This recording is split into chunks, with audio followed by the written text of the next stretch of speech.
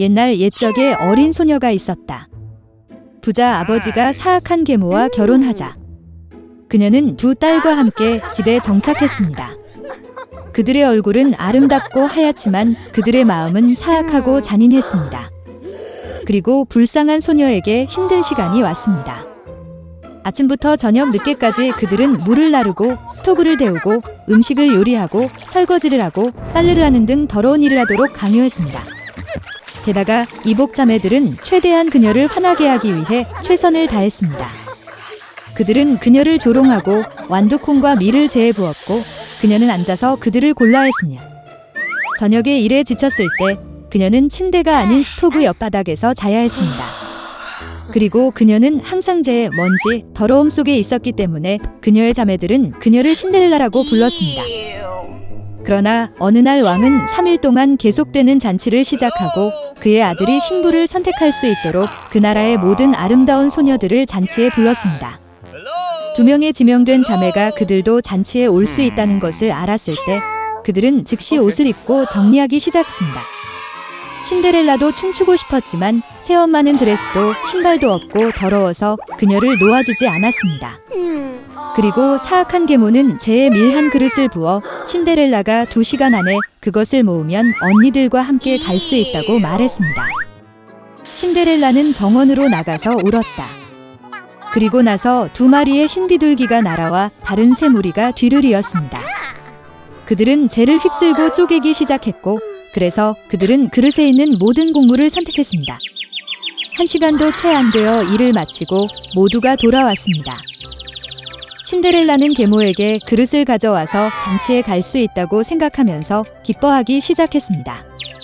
그러나 그녀의 계모는 어쨌든 그녀를 들여보내지 않을 것입니다. 그녀는 신데렐라에게 등을 돌리고 딸과 함께 공을 향해 달려갔다. 집에 아무도 없을 때 신데렐라는 바닥에 앉아 슬픔에 잠겼다. 그리고 나서 2마리의 흰 비둘기가 날아와서 다른 세 무리가 날아와 드레스와 신발을 벗었습니다. 그녀는 빨리 드레스를 입고 신부에게 왔습니다.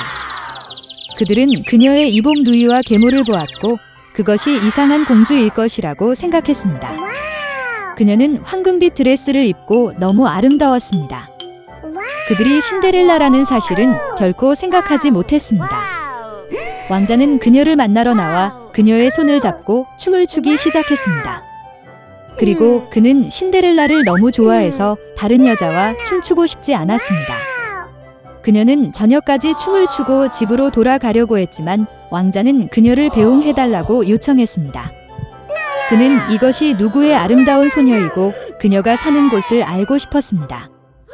그러나 신데렐라는 그에게서 도망쳐 비둘기장 위로 올라갔습니다. 왕자는 비둘기장을 파괴하라고 명령했지만 그 안에 아무도 없었습니다. 그리고 가까운 곳에서 그는 그의 아름다운 낯선 사람을 찾을 수 없었습니다. 아무도 신데렐라가 그녀를 집으로 데려간 비둘기에 의해 구출되었다는 것을 짐작할 수 없었습니다. 왕자는 화가 나서 고개를 숙이고 궁전으로 갔다. 그리고 갑자기 그는 신발을 보고 그것을 들어 올렸습니다. 그것은 너무 작고 우아하고 순금으로 가득 차 있었습니다. 왕자는 신데렐라가 도망쳤을 때 왼발의 신발이 계단 중 하나에 남아있다고 생각했습니다. 왕자는 기뻐했고 이 신발의 여주인과 신발이 어울리는 사람을 찾으라고 명령했습니다. 그는 그 신발과 결혼할 것입니다. 부모는 무도회에서 돌아왔고 신데렐라가 제 위에 셔츠를 입고 잠들어 있고 난로 옆에 희미한 불빛이 켜져 있는 것을 보았습니다. 2 자매는 내일 금색 구두를 입을 만큼 운이 좋기를 바라면서 방으로 갔다. 다음 날 왕자는 집에 와서 장래의 아내의 신발을 신어보고 싶은 사람은 모두 나와야 한다고 말했다. 2 자매가 나왔고 계모는 신데렐라를 집에 가두고 그녀를 내보내지 않았습니다. 언니는 작은 신발을 입었습니다. 여동생이 입어보았습니다. 신발이 좋습니다. 왕자는 곧 떠날 뻔했지만 신데렐라는 창밖으로 나와 그에게 달려갔다. 그리고 그녀는 신발을 신었고 그것은 그녀에게 딱 맞았습니다. 왕자는 그녀의 눈을 들여다보았고 그가 춤을 추는 아주 아름다운 소녀를 그녀에게서 알아차렸습니다. 그는 신데렐라를 데리고 그녀를 말에 태우고 그녀와 결혼식을 하기 위해 탔습니다. 그리고 그는 자매들과 계모들에게 그들의 집에 갇히고 결코 그곳에서 내보내지 말라고 명령했습니다. 이것이 그들이 악의와 속임수로 처벌받은 방법입니다. 한데 도시에는 이웃에 2명의 가난한 아이들이 살았습니다. 카이와 게르다는 남매처럼 서로를 사랑했습니다. 부모님은 그들이 지붕에서 서로 가서 장미 아래 벤치에 앉아 방문하도록 허용했습니다. 따뜻한 계절에는 이곳에서 다양한 게임을 발명했고, 겨울에는 따뜻한 난로 옆에 앉아 할머니가 자주 하시는 놀라운 이야기를 듣는 것을 좋아했습니다. 한 번은 아이들이 그림책을 보고 있을 때 카이는 눈과 마음을 찌르는 것을 느꼈습니다. 이것은 강력한 여인인 눈의 여왕의 거울 파편이었습니다. 그 이후로 소년의 행동은 극적으로 변했습니다. 그는 화를 내고 무례하고 잔인해졌습니다. 어느 날 카이는 터보건에 갔지만 돌아오지 않았습니다. 게르다는 카이의 실종 사실을 알았을 때 오랫동안 울었다. 하지만 그녀는 카이가 살아있다고 확신했기 때문에 그를 찾기로 결정했습니다. 오랫동안 거더는 숲과 들판을 걷다가 꽃에 묻힌 멋진 집을 발견했습니다. 안주인이 그녀에게 나왔습니다. 그것은 큰 밀짚 모자를 쓴 늙고 오래된 마법사였습니다. 노파는 게르다를 정말 좋아했기 때문에 불쌍한 소녀를 홀리게 하여 영원히 함께 떠났습니다.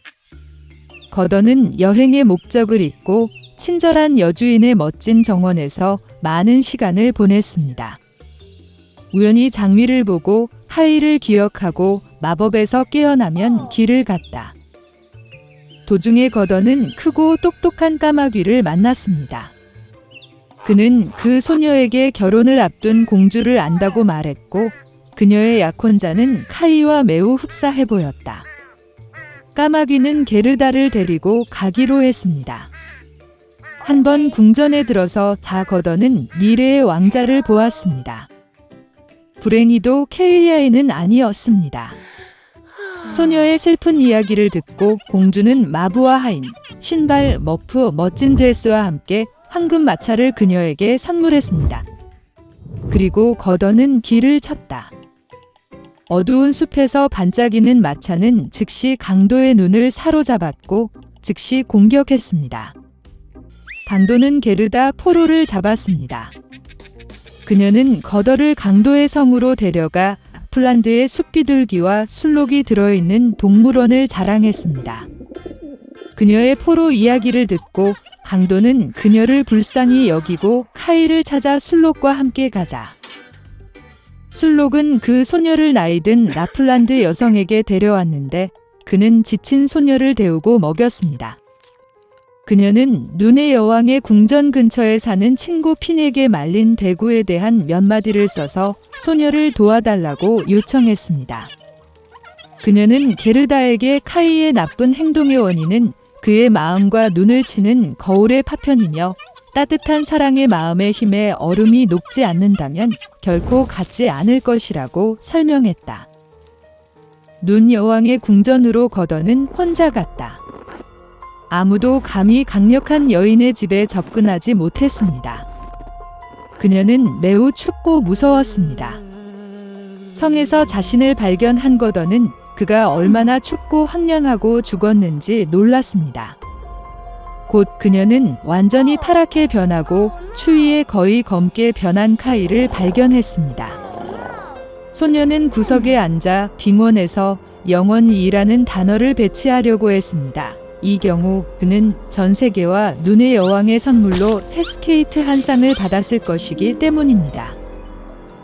게르다는 카이에게 달려가 그를 꽉 안고 울었다.